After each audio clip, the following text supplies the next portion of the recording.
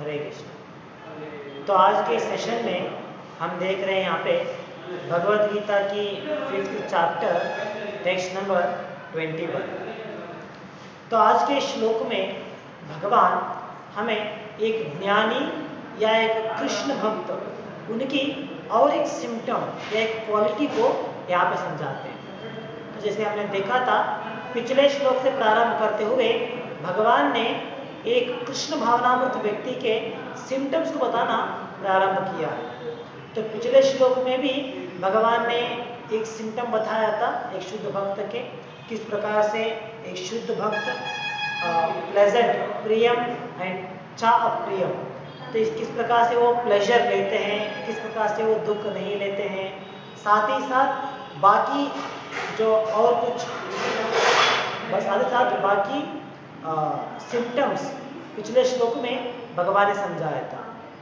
तो इसी प्रकार आज के श्लोक में हम देख सकते हैं यहाँ पे और एक बहुत ही महत्वपूर्ण विषय एक सिम्टम यहाँ पे बताया जा रहा है। तो किस प्रकार से एक कृष्ण भावनामृत व्यक्ति प्लेजर सीकिंग रहते हैं, किस प्रकार से वो आनंद लेते हैं और किस प्रकार से आनंद नहीं लेते हैं, इसके बारे में आज के श्लोक में भगवान हमें समझाते हैं। तो इस श्लोक में भगवान कहते हैं बाह्य स्पर्शेषु असक्तात्मा। बाह्य स्पर्श मतलब जो हमें सेंस प्लेजर मिलती है। बाह्य स्पर्श मतलब बाय टच सेंसेशन। तो जो हमें प्लेजर मिलता है कहाँ से मिलता है? बाहर से, मतलब हमारे टच सेंसेशन से जो प्लेजर मिलता है या जो सुख मिलता है, उस सुख के प्रति एक भक्त क्या होता है? असक्तात्मा। असक्ता मतलब आसक्ति मतलब अटैच, असक्तात्मा मतलब नॉट अटैच। तो एक भक्त जो है वो अपने शरीर से मिलने वाले सुख के लिए अटैच नहीं रहता। तो एग्जैक्टली शरीर का सुख एग्जैक्टली क्या है इसके बारे में हमें भावार्थ में समझ में आ जाएगा। तो आगे भगवान कहते हैं विन्दति आत्मनि यत् सुखम। विन्दति आत्मनि दैट मीन्स एक भक्त भी प्लेजर ले रहा है, लेकिन कहाँ पे? अपने चर्म के द्वारा या अपने स्पर्श सुख के द्वारा प्लेजर नहीं ले रहा है, बल्कि विन्दति आत्मनि, he takes pleasure in the self.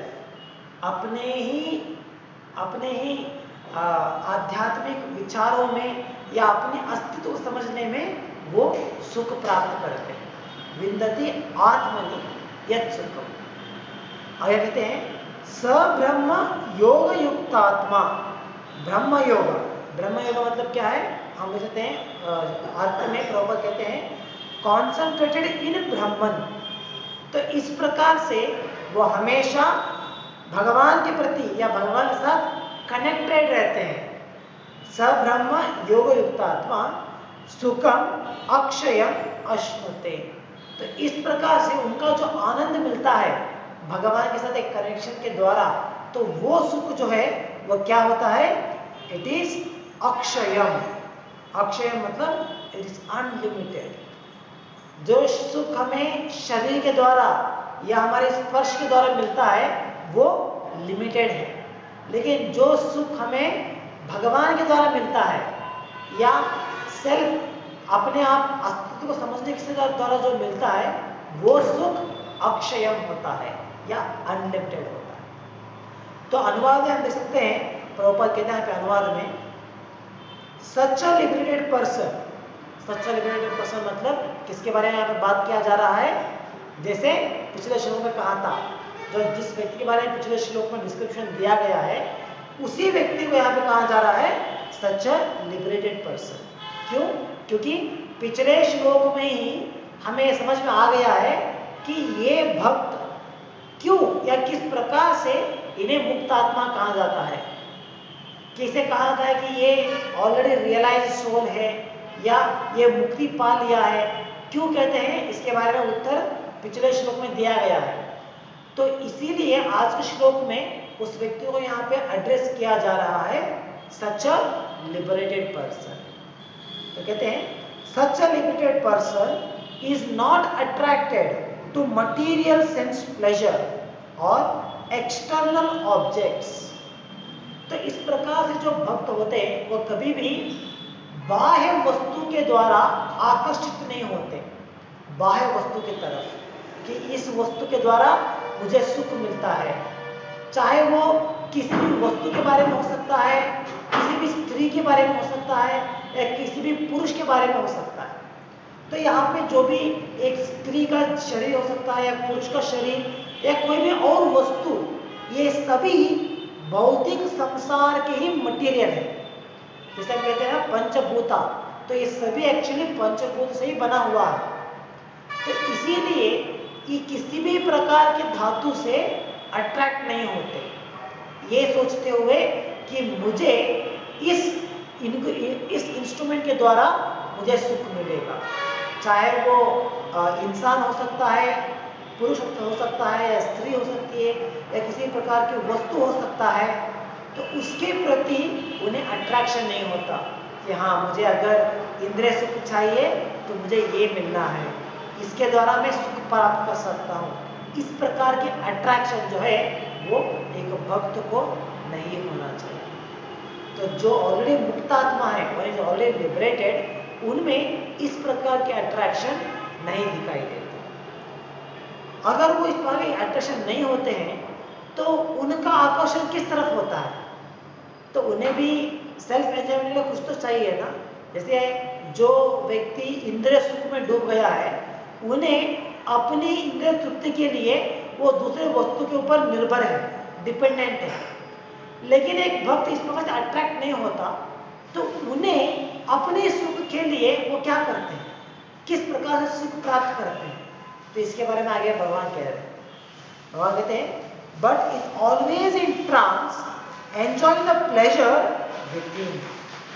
तो एक भक्त क्या करता है, या एक ज्ञानी, एक जो सेल्फ रियलाइजेशन हो गया है, मुक्त आत्मा, उनका स्थान क्या है? वो हमेशा समाधि स्थिति में रहते हैं। इन ट्रांस, ट्रांस मतलब समाधि स्थिति। तो समाधि स्थिति में रहते हुए वो अपने ही आप भीतर ही भीतर या with in his self he is satisfied. उन्हें अपनी संतुष्टि के लिए किसी भी वस्तु के द्वारा या किसी प्रकार की इंद्रिय तृप्ति करना आवश्यक नहीं होता, बल्कि जब वो सेल्फ रियलाइज्ड होते हैं तो ऑटोमेटिकली वो सेटिस्फाइड रहते हैं। तो ये एक भक्त की क्वालिटी होती है। आगे यहाँ पे कहते हैं in this way the self realised person enjoys unlimited happiness for he concentrates on the supreme। तो इस प्रकार से जब एक भक्त भक्ति योग का पालन करते हुए वो पूरी तरीके से समाधि स्थिति में रहते हैं, तो क्या होता है, वो वहां पे एक आध्यात्मिक अनुभूति को महसूस कर रहे हैं, अ कंप्लीटली ट्रांसेंडेंटल हैप्पीनेस वहां पे वो महसूस कर रहे हैं, और वो अनलिमिटेड होता है, इट्स नॉट लिमिटेड। जैसे हम देखते हैं अगर हमें किसी वस्तु के द्वारा अपनी सेल्फ सेटिस्फैक्शन करना है तो वो बहुत ही लिमिटेड होता है। जैसे आप मान लीजिए अगर हमें आइसक्रीम खाना अच्छा लगता है, तो आइसक्रीम जो है वो एक सेंस ऑब्जेक्ट है, और मेरा टंग, तो जब मैं अपना टंग को आइसक्रीम खाने में लगाता हूँ तो क्या होता है, I get a kind of pleasure, एक प्रकार का सुख मिलता है, हाँ इतना अच्छा है। लेकिन वो जो सुख है वो क्या होता है, इट इज लिमिटेड। लिमिटेड किस प्रकार से, it is limited to ice cream first of all. जैसे एक आइसक्रीम खाऊंगा तो बढ़िया लगता है, 2 खाऊंगा, 3, 4, 5, एक 10 आइसक्रीम खाने के बाद क्या लगता है, जो प्लेजर मिल रहा था वो डिमिनिश होते हुए आ रहा है, कम होते हुए आ रहा है। जो पहली आइसक्रीम में खाने में जो मजा था, 10वीं आइसक्रीम खाने में वो मजा नहीं रहता, तो करता अरे बस हो गया, अभी और नहीं खा सकता। तो इसका मतलब क्या है, प्लेजर जो मिल रहा है उस सेंस ऑब्जेक्ट से वो लिमिटेड है, और थोड़ा समय के बाद या कुछ दिनों के बाद पुनः वो हैंकरिंग चालू हो सकता है, हाँ मुझे आइसक्रीम खाना है। तो इसलिए कहते हैं any kind of happiness which you derive from sense object is limited. और साथ ही साथ हम देख सकते हैं कि इस प्रकार के आनंद से जब हम इस प्रकार के किसी वस्तु के द्वारा आनंद लेने का प्रयास करते हैं तो उसका साइड इफेक्ट्स भी बहुत होते हैं। हमें लगता है कि तो मुझे आनंद मिल रहा है, लेकिन क्या होता है हमारे शरीर के ऊपर, हमारी हेल्थ के ऊपर वो अफेक्ट होता रहता है। तो अगर हम ज़्यादा खाएंगे देन डेफिनेटली किसी ना किसी प्रकार का बीमारी, किसी ना किसी प्रकार का हेल्थ इश्यू आ जाता है। तो इसलिए कहते हैं this kind of happiness is limited. इस प्रकार का जो इंद्रिय सुख मिलता है वो शाश्वत नहीं है, वो टेम्परवरी है। लेकिन जो एक भक्त अपने आप के अंदर जो वो आध्यात्मिक सुख प्राप्त कर रहे हैं, और वो आध्यात्मिक सुख किस प्रकार से प्राप्त कर रहे हैं, भगवान के संबंध में, भगवान के द्वारा वो जो सुख प्राप्त कर रहे हैं वो अनलिमिटेड है, इट इज नेवर एंडिंग। तो इसीलिए कहते हैं जब एक भक्त इस प्रकार से अनलिमिटेड हैप्पीनेस उन्होंने टेस्ट किया है, आध्यात्मिक अनुभूति जब उन्हें टेस्ट किया है, तो ऑटोमेटिकली उनके जो अट्रैक्शन मटेरियल वस्तु के प्रति, भौतिक वस्तुओं के प्रति नहीं जाएगा, ये ऑटोमेटिकली हो जाता है।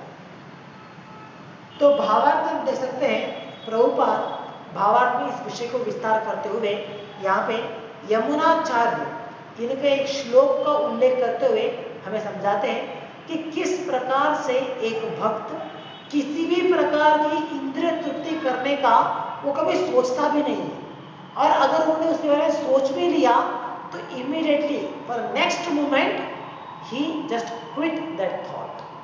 तो इसके बारे में समझाने के लिए प्रभुपाद हमें यमुनाचार्य इनकी एक सुंदर सी वाक्य या श्लोक यहाँ पे उल्लेख करें। तो यमुनाचार्य जी कौन है, पहले ये भी समझना हमें बेहतर रहेगा, क्योंकि यमुनाचार्य जी जब वो इंद्रिय सुख के बारे में इतना डेफिनेशन कह रहे हैं, वो अपना एक्सपीरियंस कह रहे हैं इंद्रिय सुख के बारे में, तो उससे पहले हमें ये समझना सही रहेगा कि किस प्रकार से स्वयं यमुनाचार्य जी अपने जीवन में उनका ट्रांसफॉर्मेशन हुआ था, किस प्रकार से वो अपने जीवन में इंद्रिय सुख से पीछे हटके आध्यात्मिक सुख को पाने के लिए आगे बढ़ गए थे, ये समझना बेहतर रहता है। तो इनके बारे में हमने पहले भी एक बार चर्चा किया था, शायद आपको याद रहेगा, और एक बार रिपीट कर देता हूँ। तो यमुनाचार्य जी जो हमारे संप्रदाय में आने वाले एक बड़े आचार्य थे, तो उनके प्रारंभिक दिनों में जब वो गृहस्थ आश्रम में थे, तो उस समय उन्हें भगवान के प्रति या शास्त्र के प्रति किसी प्रकार का लगाव नहीं था, जो कुछ भी अट्रैक्शन नहीं था भगवान के प्रति, तो वो पूरी तरीके से इंद्रिय सुख में डूब गए थे। तो कहा जाता है कि यमुनाचार्य जी अपने पूर्व आश्रम में जब वो गृहस्थ आश्रम थे, तो उस समय उनका एक संग हो जाता है एक प्रोस्टिट्यूट के द्वारा। तो उनके संग में वो इतना अटैच रहते हैं उस प्रोस्टिट्यूट के द्वारा कि वो हर दिन अपना ज़्यादा से ज़्यादा समय उसी प्रोस्टिट्यूट के घर में बिताते, उसी वैश्य के घर में बिताते थे। तो इतना हद तक उन्हें अटैचमेंट था उसके प्रति कि हर दिन काम खत्म होने के बाद वो सीधा जाते थे उसी वैश्य के घर के लिए। तो कहा गया कि जब एक बार उनके पिताजी का देहांत हो जाता है, तो उनके पिताजी का देहांत हुआ है, तो क्योंकि वही एक अकेले पुत्र थे, तो पिताजी का जो आखिरी विधि होते हैं, विधि विधान होता है शव संस्कार करने का, तो उसके लिए उन्हें बिठाया गया था। लेकिन वो इतना तड़प रहे थे कि मुझे जाके उस वैश्य से मिलना है, और लेकिन यहाँ पे मुझे इस काम में लगा दिया गया है। तो इतना वो व्याकुल हो रहा था उनका मन, वो सोच रहे थे कि अरे कब ये सब कुछ खत्म होगा और कब मैं जाके उससे मिलूंगा। तो आप सोच सकते हैं कितना उनका अटैचमेंट था उस वैश्य के प्रति। तो वहां पे अपने ही पिता का देहांत हुआ है, तो उनकी जो विधि विधान चल रहा है, उनकी शव संस्कार करने का, उसके बाद जो पूजा करते हैं वो सब कुछ चल रहा है, लेकिन उनका सोच एक ही है कि जल्द से जल्द इसे कुछ खत्म करके मुझे वहां पे जाना है। और कहा था कि जब वो खत्म होने के बाद इमीडिएटली वो वहां से निकलते हैं उस वैश्य घर को जाने के लिए, लेकिन बीच रास्ते में इतना बड़ा तूफान आता है इतनी बड़ी जोर से बारिश हो रहा था, इतना बड़े जोर से तूफान चल रहा था। तो वहाँ पे जाने के लिए जो एक बड़ा सा नदी था, तो नदी पानी की स्तर इतना बढ़ गया था कि नदी में पानी का बाढ़ आ रहा था। तो फिर भी उनका इतना विचार था कि जाके मिलना है, तो वो अपने प्राणों की भी चिंता ना करते हुए उस पानी में डूब जाते हैं, गिर जाते हैं और तैरना प्रारंभ करते हैं। तैरते तैरते वो उस नदी के इस पार आने का प्रयास कर रहे हैं। इस प्रकार से वो उस नदी को पार करते हुए उन्हें सहारा चाहिए था कुछ तो पकड़ने के लिए। तो कुछ तो वहाँ पे वस्तु नदी में आ रहा था, तो उसका सहारा लेते हुए और वे क्रॉस करते हैं। और नदी को क्रॉस करने के बाद देखते हैं कि जिस वस्तु का उन्होंने सहारा लिया था उस नदी को क्रॉस करने के लिए, वो क्या था? वो एक्चुअली एक शव था, जो शव को जलाने के बाद नदी में फेंक दिया था। तो वो शव वहां पे बहता हुआ आ रहा था, तो उसका सहारा लेते हुए उन्होंने नदी पार किया था। फिर भी इसके बारे में सोचे बिना वो जाते हैं उस वैश्य के घर को जाने के लिए। और तब तक तो बहुत लेट भी हो गया था। तो वैश्य क्या सोचती है कि शायद इतना बारिश आ रहा है, तूफान है बाहर, तो अभी तो नदी भी पूरा भर के बहता रहेगा, तो शायद आज नहीं आएंगे। ये सोचते हुए उसने ऑलरेडी दरवाजा बंद करके अंदर चले गए थे। तो ये आते हैं, दरवाजा खटखटाते हैं, लेकिन कोई खोलने वाला नहीं है, क्योंकि वो तो अंदर चले गए ऑलरेडी दरवाजा बंद करके। क्योंकि उस समय में अगर आप देखेंगे तो पुराने जमाने में घर कैसे थे, घर के बाहर बड़ा सा आंगन होता था और उसके लिए एक बड़ा सा कंपाउंड, और वहां पे उनका मेन डोर होता था। तो इस वजह से उन्होंने वही डोर क्लोज कर दिया था। तो इसीलिए यमनाचार्य क्या करते हैं, उस बाजू में रहने वाले पेड़ को चढ़ते हुए, पेड़ से जो एक डाली आती है, तो जो डाली घर के आंगन के अंदर है कंपाउंड की उस तरफ, तो उस डाली के द्वारा जाते वहां पे एक रस्सी लटक रहा था, तो उस रस्सी को पकड़ते हुए उसकी मदद के द्वारा वो नीचे कूद जाते हैं, अंदर घर के आंगन के अंदर कूद जाते हैं कंपाउंड के द्वारा। तो वो कूदने के बाद ऊपर देखते हैं, तो एक्चुअली वो एक रस्सी नहीं था, बल्कि वो एक सांप था। तो सांप को पकड़ के उन्होंने अंदर कूद गए थे। तो इतना मुश्किलों का सामना करते हुए जब वो अंदर तक पहुंच जाते हैं, और अंदर जाने के बाद वहां पे जब दरवाजा खटखटाते हैं, तो वो वैश्य ओपन करती है, देखती है और आश्चर्यचकित हो जाती है कि इतना बारिश, तूफान, साथ में उनका पिता का मृत्यु भी हुआ है, इसके बावजूद ये मुझे देखने के लिए यहाँ पे आए। तो जब वो उनको देखती है, तो उनके मुंह से एक शब्द निकल जाता है। वो कहते हैं कि आपके मन में इतना अट्रैक्शन है मेरे प्रति, कि इतना सब कुछ होने के बावजूद आप मुझे देखने के लिए इतना कष्टों का सामना करते हुए यहाँ तक आके पहुंच गए।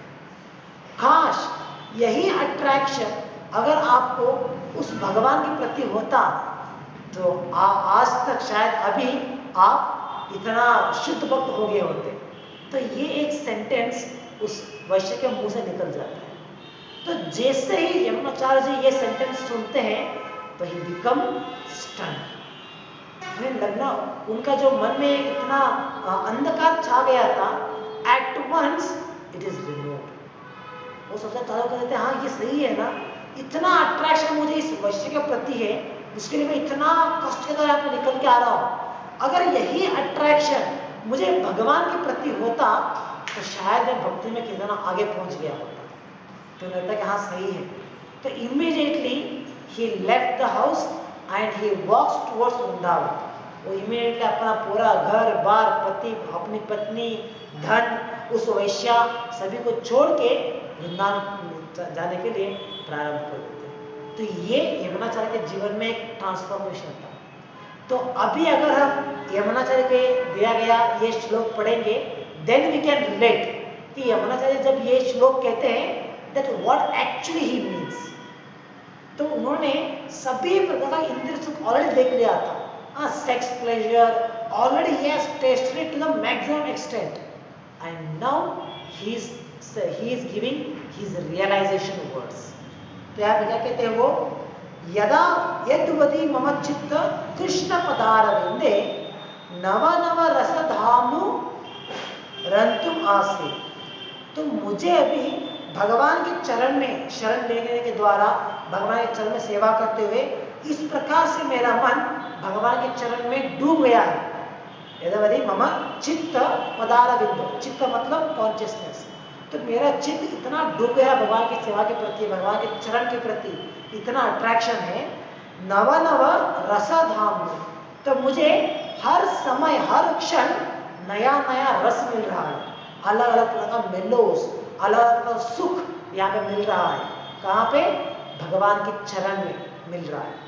और अगर इस समय मुझे क्या होता है, तदवधि बत नारी संग में स्मर्यमान, नारी संग, तो क्योंकि उनके प्रीवियस आश्रम में उन्होंने इस प्रकार से इंद्रिय सुख में डूब गए थे, अनैतिक संबंध में इस प्रकार से डूब गए थे, तो अगर उन्हें इस प्रकार से सेवा करते हुए कभी कभी बीच में वो थॉट आ जाएगा, जैसे नारी का संग मैंने किस प्रकार से किया था या किस प्रकार से नारी का संग में कर सकता था, तो अगर इस प्रकार का थॉट आता है तो क्या होगा, कहते हैं ये तदावधि बत नारी संग में स्मर्यमाने, स्मर्यमाने मतलब if I remember loving intimacy between a woman, तो क्या होगा, भवती मुख विकारा, जैसे वो थॉट आएगा मेरे मन में तो क्या हो जाएगा, मेरा मन पूरा विकार रूप से, जैसे हम कभी कभी होता है ना, कुछ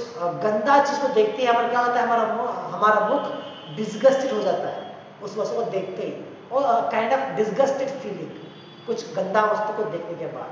तो इस प्रकार से वो कहते हैं जैसे ये थॉट मेरे मन में आता है एक नारी संग के बारे में, तो मेरा मुख विकार हो जाएगा, डिस्गस्टेड हो जाएगा, और साथ में क्या होगा, विकार सुस्तु निस्तिवनम छ, मतलब I just split on that thought, उस थॉट के ऊपर में थूक के अपना मुंह को फेर देगा। ये यमुनाचार्य जी का शब्द है। तो उनकी पास्ट लाइफ अगर हमने सुना है उसके बारे में, तो तब ये उनका जो श्लोक हम पढ़ेंगे तभी हमें समझ में आ सकता है कि हाँ, ये श्लोक जो है कोई ऐसा व्यक्ति नहीं कह रहा है कि जिसने कभी एक्सपीरियंस नहीं किया है। यमुनाचार्य जी ने इंद्रिय सुख में, सेक्स प्लेजर में इतना एक्सपीरियंस करने के बाद then he has turned towards devotional life, and अभी वो अपना एक्सपीरियंस इस प्रकार से शेयर कर रहे हैं। तो अनुवाद में प्रभुपाद यहाँ पे उसका ट्रांसलेशन भी यहाँ पे कहते हैं, Since I have been engaged in the transcendental loving service of Krishna, realizing ever new pleasure in him, whenever I think of sex pleasure, I spit at the thought and my lips curl with distaste. तो इस प्रकार से जैसे वो भगवान की सेवा में, भगवान की चरण में इतना अपना मन लगा दिया है, इतना सेवा में लगा दिया है उन्होंने, कि उन्हें कभी अगर सेक्स प्लेजर के बारे में थोड़ा थॉट भी आता है, then he feel disgusted himself. तो ये एक भक्त का स्थान होता है। तो किसी भी प्रकार का इंद्रिय सुख जैसे उन्हें किसी वस्तु के द्वारा मिलता है, he is not at all attracted towards it. तो जो भी इंद्रिय सुख हमें मिलता है, जैसे हमारे 5 इंद्रिय हैं, तो हर एक 5 इंद्रिय के लिए अलग अलग इंद्रिय वस्तु होते हैं। तो सभी इंद्रिय वस्तु से जो हमें सुख मिलता है, इन सभी इंद्रिय सुखों में टॉप मोस्ट है सेक्स प्लेजर। भागवतम में से कहा जाता है कि जो भी इंद्रिय सुख मिल रहा है हमारे इंद्रिय के द्वारा, इन सबसे हाईएस्ट प्लेजर है वो है सेक्स प्लेजर। तो हर एक व्यक्ति भौतिक संसार में जो है, he is hankering for sex pleasure actually. तो कहा जाता है कि सिर्फ मनुष्य वर्ग में ही नहीं, बल्कि सभी योनियों में ये अट्रैक्शन टुवर्ड्स सेक्स प्लेजर हमेशा रहता है।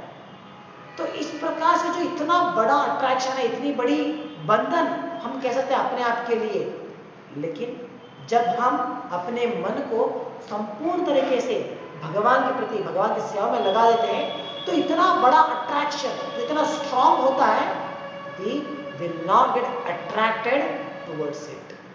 यही भक्ति योग का मार्ग है, और यही एक भक्त की क्वालिटी है, एक सिम्टम है एक भक्त का।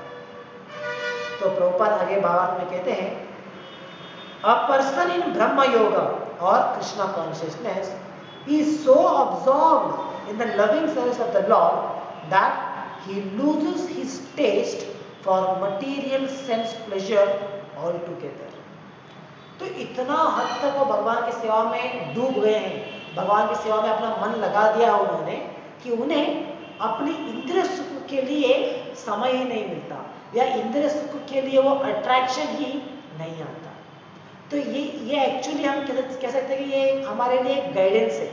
अगर हमें अपने आप को इंद्रिय सुख से बचाना है, अगर हम नहीं चाहते कि हम भी बाकी लोगों की तरह इंद्रिय सुख में डूब जाएंगे या इंद्रिय सुख को पाने के लिए प्रयास करते रहेंगे, अगर ये हमारी प्रयास होती है तो हमें क्या करना पड़ेगा? उसके लिए हमें भगवान की सेवा में अपने मन को लगाना पड़ेगा, भगवान की सेवा में अपना समय लगाना पड़ेगा।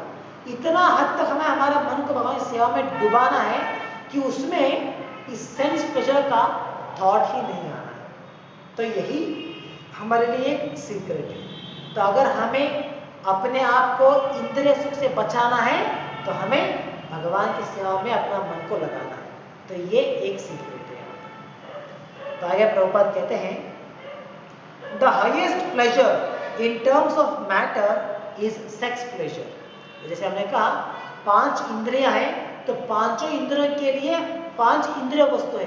जैसे हमारा आंख के लिए कुछ सुंदर से वस्तु देखना, वो इसके लिए इंद्रिय सुख है। कान के लिए कुछ अच्छे से मेलोडी सॉन्ग सुनना, ये हमारे कान के लिए इंद्रिय सुख है। इसी प्रकार से टच सेंसेशन, जैसे यहाँ पे भगवान कहा बाह्य स्पर्श, तो एग्जैक्ट यहाँ भगवान जो है सेक्स प्लेजर के बारे में समझा रहे हैं, बाह्य स्पर्श या सेंस प्लेजर बाय टच। तो ये जो टच सेंसेशन है बाय स्किन मिलता है, ये सबसे हाईएस्ट माना जाता है। तो इसीलिए कहते हैं, जैसे हमने प्रारंभ में कहा कि हर एक प्लेजर को हम चाहे तो अवॉइड कर सकते हैं। जैसे मान लीजिए कुछ हमारा टंग है तो कुछ अच्छा खाने के लिए वो प्रयास करता है, खाने के लिए वो हैंकरिंग करता है। तो to some extent we can control this also. हम अपने टंग को कंट्रोल कर सकते हैं, थोड़े हद तक हम लोग अपने आंख को कंट्रोल कर सकते हैं, अपने कान को कंट्रोल कर सकते हैं। ये सब कुछ थोड़ा बहुत पॉसिबल है, लेकिन टच सेंसेशन, ये जो हमारी स्किन है, सेक्स प्लेजर जो है, इसे कंट्रोल करना इतना आसान नहीं है। बड़े बड़े योगी जो योग अवस्था में बैठे गए तपस्या करते हुए, जैसे अप्सरा आती थी, अप्सरा आके उनका मन भटकाते थे, तो immediately they fall for their sense pleasure. वो अपना तपस्या छोड़ के, तपस्या भंग करके उस अप्सरा के पीछे भागते थे। व्हाई? क्यों? क्योंकि जो टच सेंसेशन है इतना स्ट्रांग है एक्चुअली। इसलिए प्रभुपाद कहते हैं it is the highest pleasure. भौतिक संसार में यही हाईएस्ट प्लेजर कह सकते हैं। The whole world is moving under its spell and the materialist cannot work at all without this motivation. देखिए प्रभुपाद यहाँ कहते हैं कि पूरा भौतिक संसार जो है ना, ये पूरा संसार फंक्शन कर रहा है इसी सुख के लिए। एक्चुअली अगर आप देखेंगे तो ये एक्चुअली सही है। अगर हम टू बी फ्रैंकली हम डायग्नोज करेंगे हर एक व्यक्ति का कार्य को, तो हम देख सकते हैं एक्चुअली यही उनका मकसद होता है। और क्या है? Sex pleasure. जैसे प्रभुपाद कहते हैं a person works for 12 hours, 8 to 12 hours every day. Why? Because उनका क्या इरादा होता है, मैं इतना काम करूंगा तो क्या होगा, मैं इतना धन कमा सकता हूँ, इतना धन के द्वारा मैं क्या कर सकता हूँ, मैं इंद्रिय सुख कर सकता हूँ, इंद्रिय सुख ले सकता हूँ। तो यही हर एक व्यक्ति की चाहत होती है। तो इसलिए प्रभुपाद कहते हैं यहाँ पे कि पूरी भौतिक संसार जो है ना, ये इसी सेक्स प्लेजर के अराउंड घूम रहा है एक्चुअली। तो जैसे हम कहते हैं एक व्हील के लिए एक सेंटर पिवोट होता है, पिवोट सेंटर में, तो उसी के अराउंड जो चक्र है जो घूमता रहता है। तो सेक्स प्लेजर इस प्रकार से सभी हमारी गतिविधियां, हमारी सभी एक्टिविटी जो है वो इसी के अराउंड घूम रहे हैं। तो इसलिए प्रभुपाद कहते हैं the whole material world is moving under its spell. और एक भौतिक व्यक्ति इसके अलावा वो सोच ही नहीं सकता, वो सोच ही नहीं सकता कि अरे मुझे सेक्स प्लेजर मिलेगा ही नहीं या मुझे ये नहीं करना है, फिर भी मैं कुछ काम करूंगा, ये करूंगा, वो करूंगा। He cannot think at all about it. हम यही टेंडेंसी देख सकते हैं। जैसे अगर आपने गौर किया रहेगा, अगर आप देखें कुछ टीवी एडवर्टाइजमेंट्स, टीवी एड्स, अगर आप देखेंगे हर एक एडवर्टाइजमेंट में they focus a woman in the advertisement. वो वस्तु कोई भी हो सकता है, किसी भी वस्तु को वो वहाँ पे दिखा रहे हैं, किसी भी वस्तु को प्रमोट कर रहे हैं वहाँ पे, लेकिन वहाँ पे एक स्त्री को जरूर दिखाया जाता है। क्यों?